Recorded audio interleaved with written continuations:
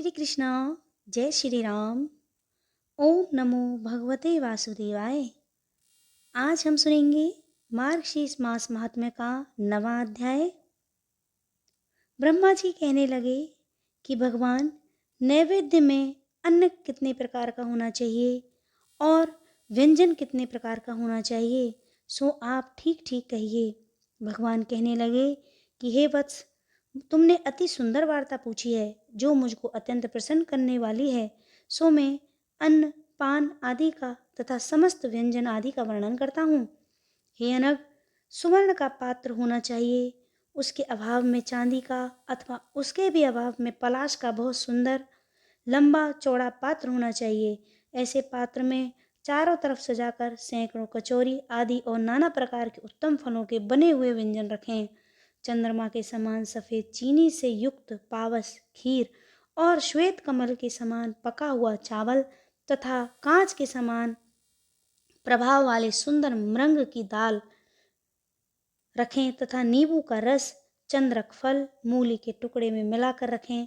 मेरे भोजन में सैकड़ों प्रकार की चटनी आदि पदार्थ बनावें और किशमिश मिला हुआ आम का रस, मिर्च, पीपल, अदरक, इलायची, चंद्रक को हाथ से मलकर चटनी, कड़ी आदि कहे गए सैकड़ों प्रकार के भोजन मेरे निमित्त बनावें और कचौरी आदि सैकड़ों प्रकार के तथा नाना प्रकार के सुगंधित पुष्पों से पात्र को पूर्ण करें। ये सब व्यंजन मार्गशीर्ष मास में अति प्रिय हैं। पके हुए दूध का मिश्री युक्त गोलाकार एक समान रसनीय मंडक बनावें। दूध पकाकर शहद के समान रंग का हो जाए, उस दूध को भोजन में रखे। सुंदर कचौरियों पर स्वर्ण रंग के सुंदर और सुवासित घी को मेरे भोजन में रखें और चंद्रमा के समान सफ़ेद सुहानी पूरी, इमरती, जलेबी, मालपुआ तथा दूध के बने हुए पेड़ा, कलाकंद आदि अनेक प्रकार के पदार्थ बना लें। मणि, सूत, फेनी, मालती फूल आदि, काशी फल, उड़द के बने पापड़, बड़ी आदि तथा 9 प्रकार के सुंदर बड़े बनावें। 2 प्रकार के जाति फल, लवण के अति शुद्ध, तेल के कुमकुम के समान कांति वाले और देखने में दुर्जन के समान रूखे, कुछ दही के, कुछ दूध के, कुछ सोंठ के, कुछ आम के, कुछ किशमिश के, कुछ ईख के रस के और कुछ जलजीरे के तथा कुछ मिश्री डाल बनावें। 4 प्रकार के तथा 9 अन्य प्रकार के रसों को डालकर 9 प्रकार के बरों को बनावें। वज्र प्रभा, अनुकणिका, 4 चीज उत्तम नारियल के टुकड़े करके सैकड़ों लवंगों से युक्त करें। घृत, दूध, घी, मिश्री आदि सबको कढ़ाई में भूनकर बनाए हुए पदार्थ खिचड़ी, चिकनी फेनी, पराकी, चंद्रपोलिका और 4 चीज के बने हुए लड्डू, मिश्री तथा दूध के बने नारियल, फल के बने और वृक्ष निर्यास, गोंद के बने बादाम, छुआरा तथा तिलों के बने हुए और भी कई प्रकार के मोदक बनाएं।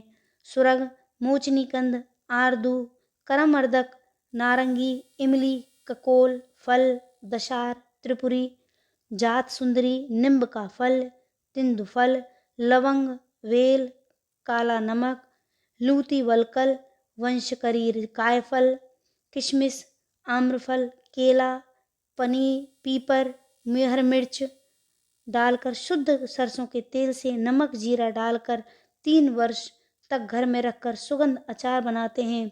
हे मानव, इतने प्रकार के व्यंजन मुझको अति प्रीति कर रहे हैं। मार्गशीर्ष में इन सब को बनावें। यदि कोई मनुष्य इस प्रकार के भोजन बनाने में असमर्थ है तो वह जो भोजन मुझे अर्पण करे वह संक्षेप में सुनिए। 1 घेवर, 1 लड्डू, 2 फैनी, 3 खजूर, 16 घृत में बने हुए परांठे, 8 बड़े, इतने भोजन देवें और इतने भोजन देने वाला मनुष्य नरक में नहीं जाता। आधा आड़क, 2 सेर दूध, 16 पै, 68 तोला चंद्रमा के समान सफ़ेद चीनी, 1 पल 4 तोला घी, 1 पल शहद, अदूह मिर्च, आधा पल सौंठ अथवा चारों वस्तुओं को आधा आधा फल लेकर उनके स्त्री कोमल हाथों से धीरे धीरे पीसें तथा सुंदर चिकने वस्त्र में छानकर कपूर के चूर्ण से वासित पात्र में रखकर सुंदर रस वाली वस्तु जो मनुष्य बनाता है या मुझको अर्पण करता है उसकी मैं समस्त मनोकामना पूर्ण करता हूँ। इति श्री स्कंद पुराणे मार्गशीर्ष मासे महात्म्य नवम अध्याय संपन्न। नवा अध्याय संपन्न हुआ। जय श्री कृष्णा।